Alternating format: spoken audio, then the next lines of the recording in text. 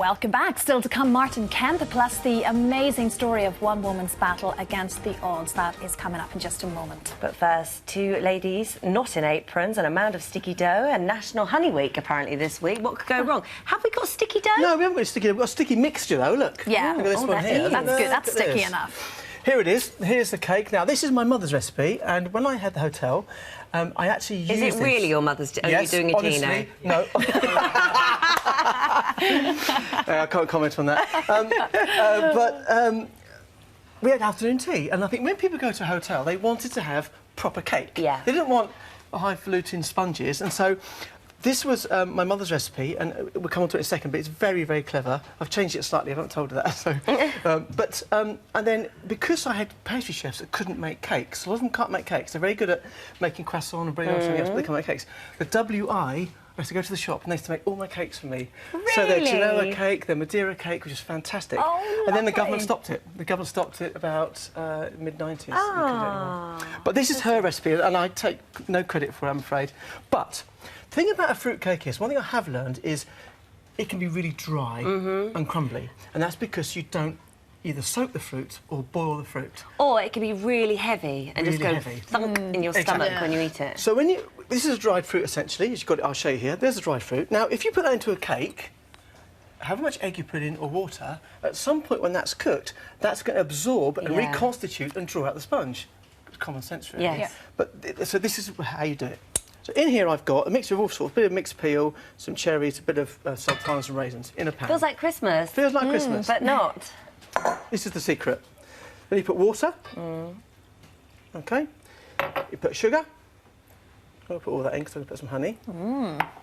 Honey. Now, this is obviously because it's honey week, isn't it? This yes. week? Yeah. So runny honey goes into there. OK, and I just want to show you the difference.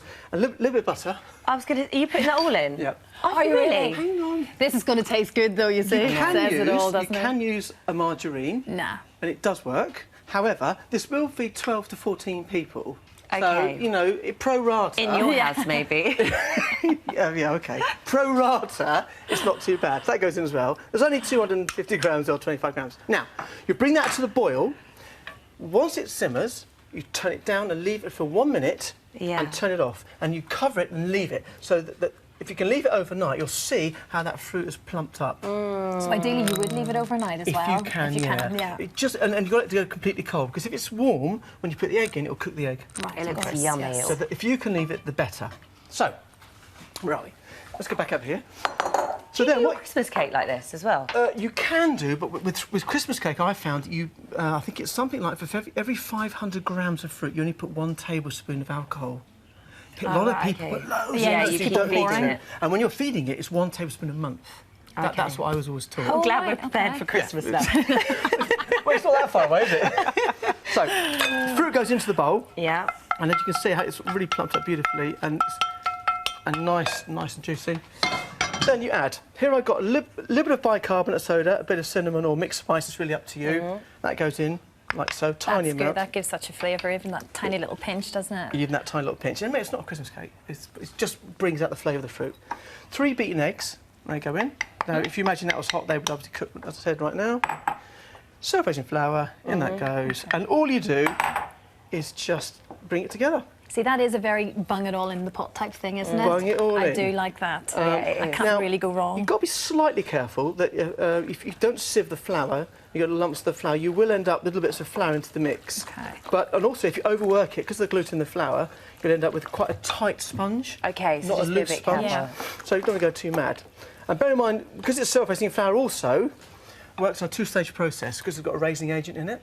So as soon as you add liquid to it, it'll start to work as an acid and alkali reaction, Yeah. produces carbon dioxide. When you put it in the oven, the It heat does it again. goes even further. So, Right. so you need small amounts. Lined tray or a loaf tin, in it goes. Like so. yum, And honestly, yum, it really is this easy. And I didn't believe it when my mother used to do it, but it's true. in it goes. I love cakes at that stage as well, when you're licking the spoon. I know. The kids used to do it all the time. Oh, Yeah. That's the best I know. bit. In the oven. Now, it takes about 45 minutes to an hour, depending on the heat Oh, of the does oven. it? Yeah. And just talk me through, if you're testing a cake, what you're looking for. So if you're pushing it, Yeah, let me show dunking you. a needle in it, what do you do? Here's one here. This is the one we did earlier. Oh. So you can see the cake. You can see how nice and moist it is. Right. Yeah. What will happen is it will cook from the outside. And because it's got a batter mix, you can't really push it to one side. So if you're making a sponge, like a Victoria sandwich, you can move it out to the edge. So then... Before you put it in the oven? Yes. So you have like a dip in the middle? Yes, you dip in the middle. But you'll see that it will raise slightly around the edge. And you can feel that there.